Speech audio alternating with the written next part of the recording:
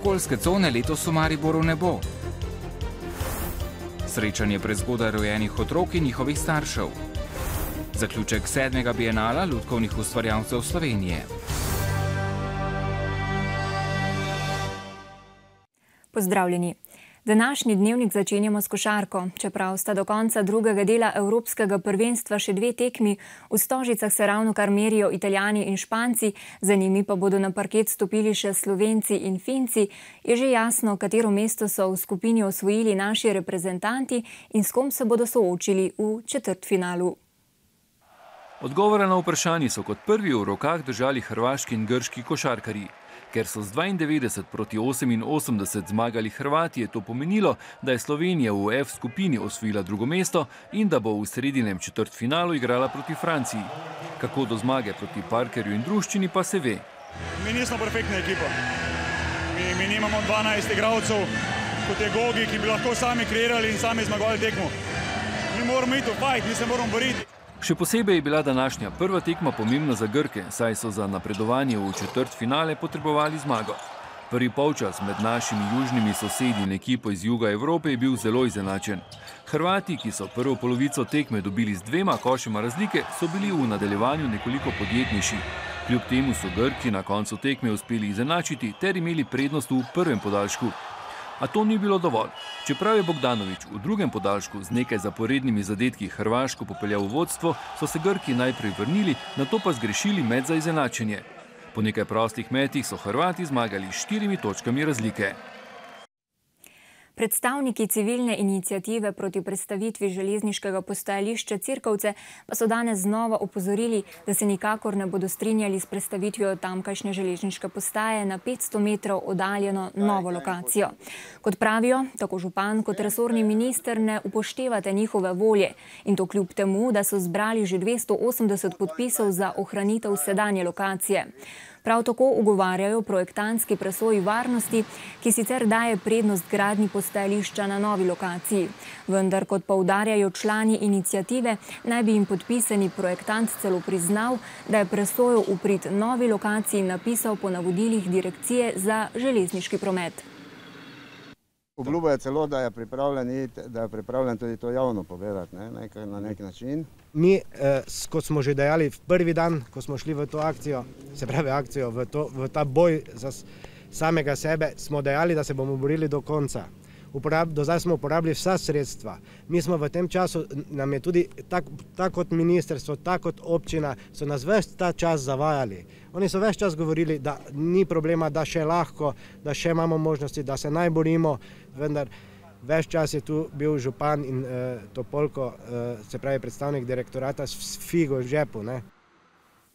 Odvzem regresa upokojencem v luči varčevalnih ukrepov bi najbolj osiromašil že tako najbolj siromašne in zato upokojenci na predlog ne morejo pristati, je bilo slišati na prvi skupni konferenci Zveze društev upokojencev in stranke Desus na Ptuju. Vladi oboji, Zveza in stranka, predlagajo alternativne rešitve za polnjenje državnega proračuna, kot je denimo krizni davek. Ta bi prebivalce obremenil glede na dohodke, tiste z nižjimi manj, tiste z višjimi bolj. Prav tako bi lahko državno blagajno napolnili z davkom na nepremičnine, še dodajajo.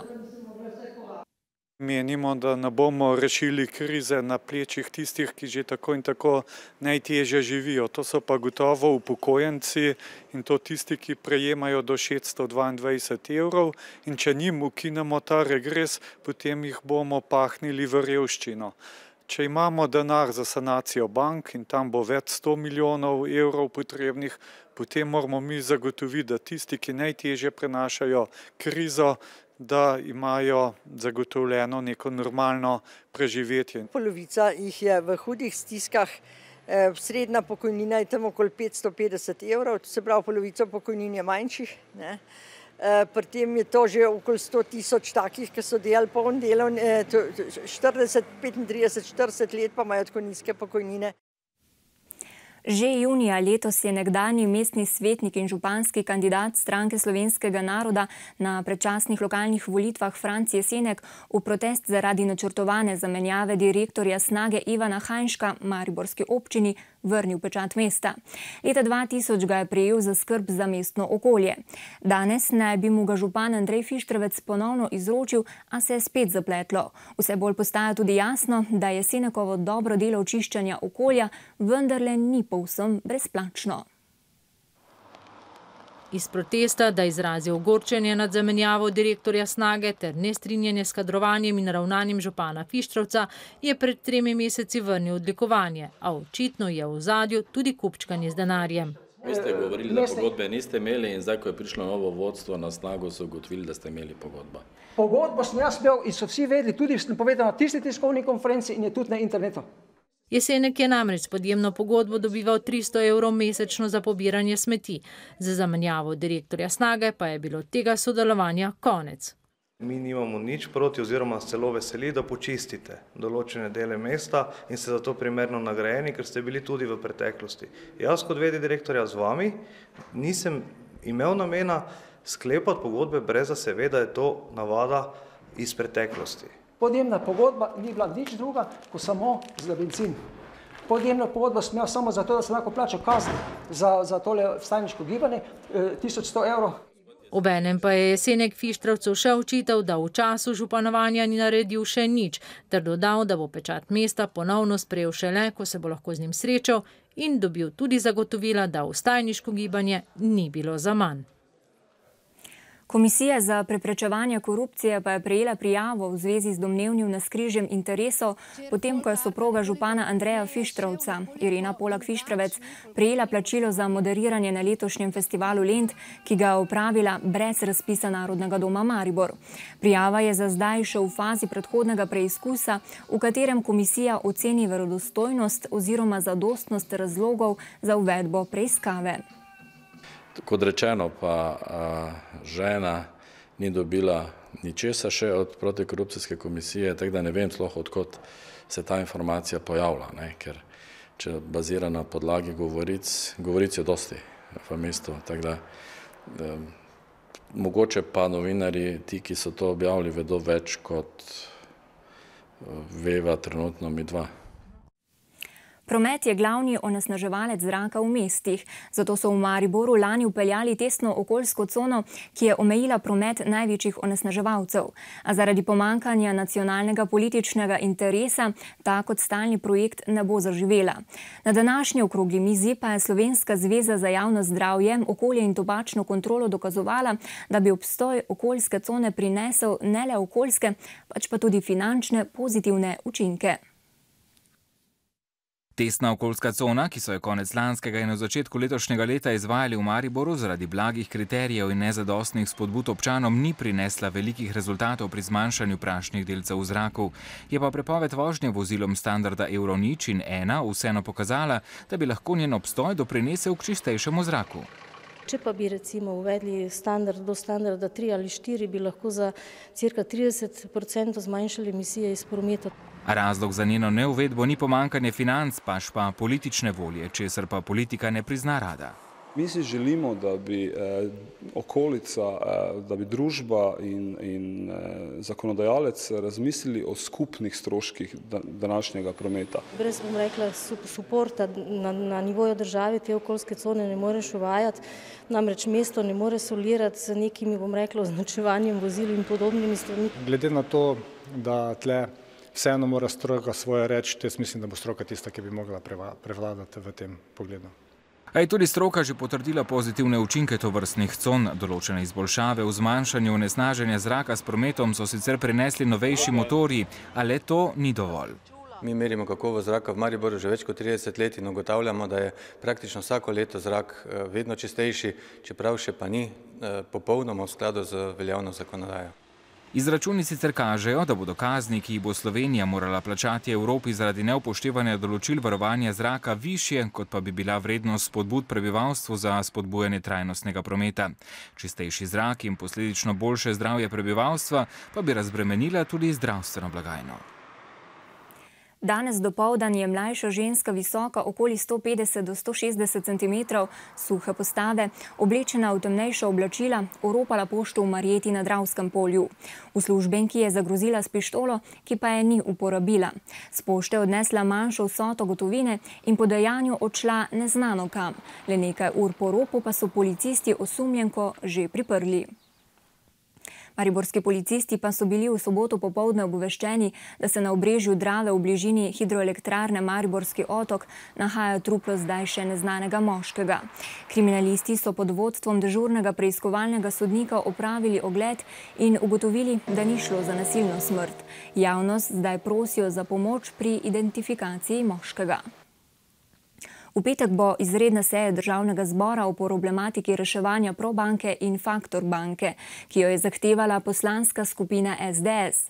Na njej bo poslancem razloge za nadzorovano likvidacijo obeh bank pojasnil guverner Banke Slovenije Boštjan Jazbec. Poglejmo še drugo dogajanje na domačih tleh.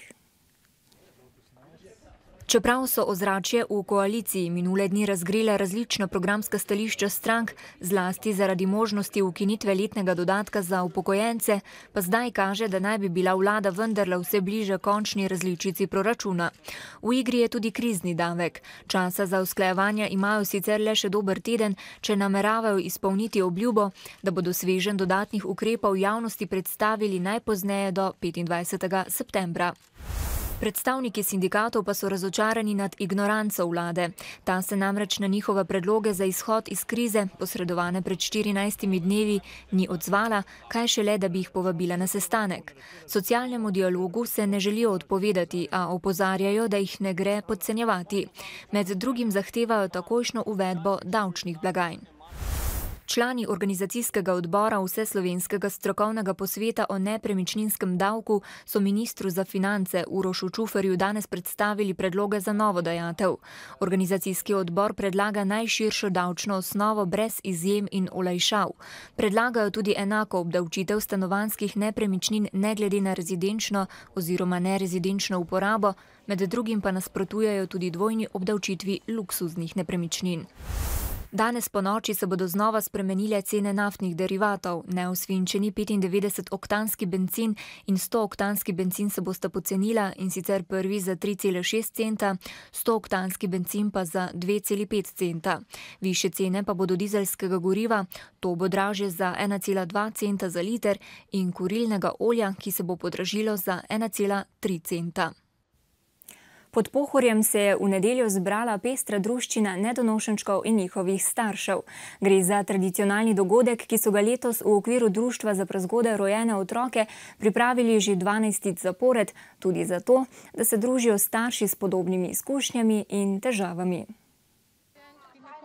Eva Grahornik je ob rojstvu tehtala zgolj 495 gramov. Rodila se je namreč že v 24. tednu nosečnosti. Danes pa je živahna deklica, ki izredno rada popazi na bratca, ki se je ravno tako rodil predčasno. Kar naprej smo vsak dan čakali, ker to je vseeno otrok tako majhen, da tudi zdravniki ne morejo zagotoviti, da se bo pravzaprav življenje normaliziralo za otroka, in kar nekaj časa traja, preden prideš do tistega, da je otrok res toliko dorasel, da vidiš, da je pravi dojenček in da lahko z njim začneš normalno funkcionirati. To je Erazem, rojen 7 tednov prehitro, ob rojstvu je imel 1900 gramov, 43 cm je bil velik, imel je dihalno stisko. Tudi družina Ugrizek je trepetala za svojo drugorojenko Evo. Verjetno je bilo najtežje tisto, ko se je dansko rodila, pa nismo vedeli, ali bo sploh preživela. No, tisto. Potem, ko je bila enkrat, ko se je stabilizirala, videli smo, da je v dobrih rokah, prvovrstna oskrba, vse je šlo v redu, mislim, razmeroma v redu, tako da potem je bilo dosti lažje, ampak tiste prve dni, ko pa nismo vedeli, kaj sploh bo, ker je bila res rojena v 26. tednu, še kilo ni tehtala, takrat je bilo pa res tisto, tudi možnost, da sploh ne bi ostala. Tisto je bilo najtežje. In da bi z nasvetom ter druženjem pomagali družinam prezgodaj rojenih otrok, so leta 2001 v Mariboru tako na pobudo staršev in zdravstvenih delavcev klinike za pediatrijo Univerzitetnega kliničnega centra Maribor ustanovili Društvo za prezgodaj rojene otroke. Izmenjavamo si izkušnje, Starši si izmenjavajo razna pripomočke, vozičke, oblačila, društvo posoja tem staršem dihalne blazine. Ti starši so prestrašeni, kaj se bo zdaj zgodilo, ne? Ne res potem, ko jim povemo, vidimo, ne? Vidijo, da se vse da z delom, ne? In uspeh je tukaj. Vidiš, da tvoje delo ni bilo zaman, tvoj trud. Mi smo kot mame jim v začetku, ne? Mama je v začetku doma, nizu ob otročko. Medicinski sestri še dodajata, da je tudi zanjo tovrstno srečanje nekaj dragocenega. Se lahko tako še naprej spremljata razvoj otrok, za katere sta skupaj z ostalim bolnišničnim osebjem skrbeli v prvih mesecih ob rojstvu. V Mariboru se je včeraj končal 7. bienale lutkovnih ustvarjalcev Slovenije. Najvišjo nagrado za življenjsko delo na področju lutkarstva, Klemenčičevo nagrado, je prejel Zlatko Bovrek, legenda slovenskega in hrvaškega lutkarstva. Med 11 tekmovalnimi predstavami pa je žirija podelila več nagrad. Zmagovalna predstava in najboljša uprizoritev je Proces ali žalostna zgodba Jozefa K. Lutkovnega gledališča Maribor. Črni humor ročnih lutk, poetičnost gledališča predmetov in kabarejska improvizacija oblikujejo predstavo režiserja in avtorja glasbe Matija Sulceta, namenjeno mladim in odrasli publiki, nastalo bežno po motivih Kafkovega romana Proces. Ni lepše predstave, ki te nauči sovražiti samega sebe, so zapisali o predstavi Mariborskega lutkovnega gledališča, ki je tudi sicer bilo na bienalu zastopano z največ izbranimi predstavami. V slovenskem kulturnem prostoru je to lutkovno gledališče, ki je v bistvu zdaj v novih prostorih par let naredilo ogromen korak naprej, tudi zaradi tega, ker ima dober ansambel in zanimive predstave, ki so nekaj posebnega. Silvano Merzu je najboljši režiser bienala s predstavama Salto Mortale in Ti loviš.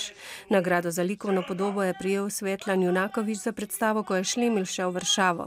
Nagrado za igro in animacijo pa so prejeli Elena Volpi iz Mariborskega in Martina Mavrič-Lazar, Branjek Žintin iz ljubljanskega lutkovnega gledališča. Razstava lutk oziroma figur letošnjega Klemenčičevega nagrajenca Zlatka Bovreka pa je v mariborski kibli na ogled do konca septembra.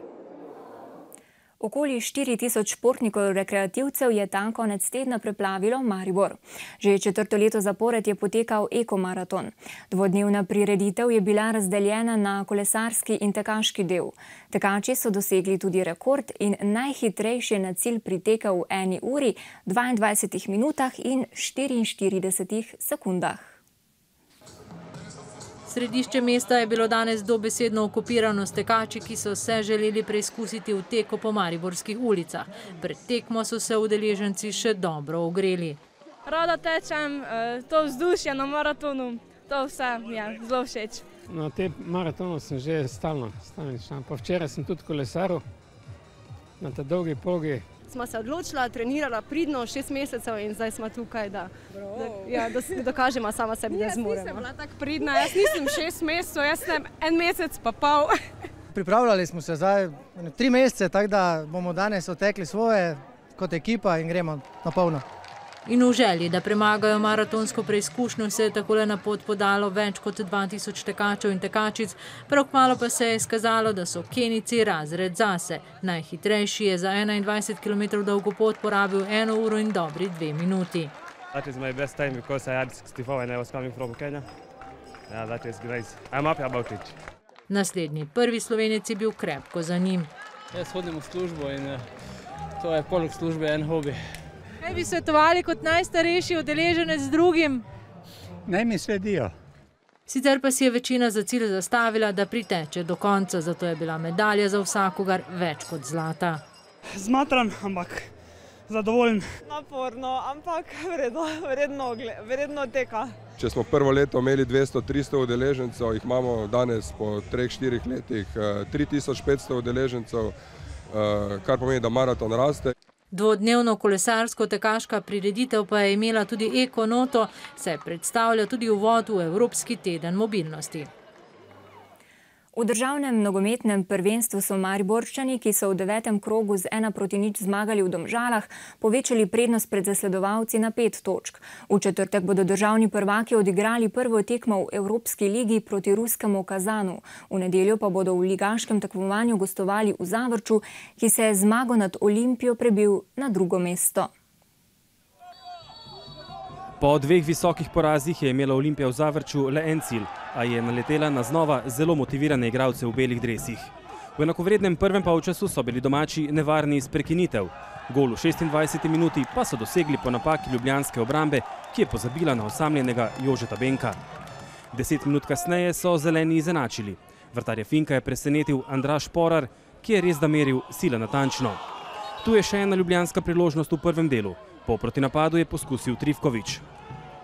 Olimpija je drugi polčas začela napadalno, a že v 50. minuti so Zavrčani izpeljali hitro akcijo. Na koncu je Josip Golubar s pomočjo branilca gostov Anđelkovića poskrbel za novo vodstvo domačih. Podobni protinapadi Zavrča so se vrstili. Gledate, kako je Matjašič že obšel vratarja Džafića, vendar ni uspel povišati prednosti. Iz nadaljnih napadov in priložnosti Olimpije ni bilo nič. Ob najlepši v 86. minuti se je dvakrat izkazal Fink in Zavrč se je vsaj začasno prebil celo na drugo mesto na lestvici.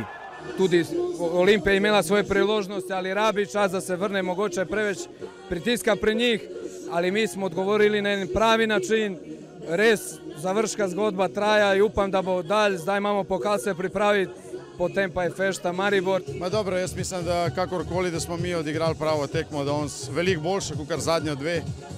Imamo ogromno težav znotraj ekipe, zdravstvenega stanja. Po tretjem zaporednem porazu je prihodnost Andreja Razdrha v Olimpiji še bolj negotova. Poglejmo še v nebo. Zvečer in ponoči se bo pooblačilo, dež bo postopno zajel vso Slovenijo. Možne bodo tudi nevihte. Jutri zjutraj bo zapihal okrepljen severni veter. Meja sneženja se bo ob koncu padavin spustila do nadmorske višine okoli 1500 metrov. Čez dan bo dež ponehal, od zahoda se bo pričelo jasniti. Veter bo oslabil. V sredo bo delno jasno z občasno zmerno oblačnostjo. Zjutraj bo po nižinah megla. Čez dan bo pihal jugozahodni veter.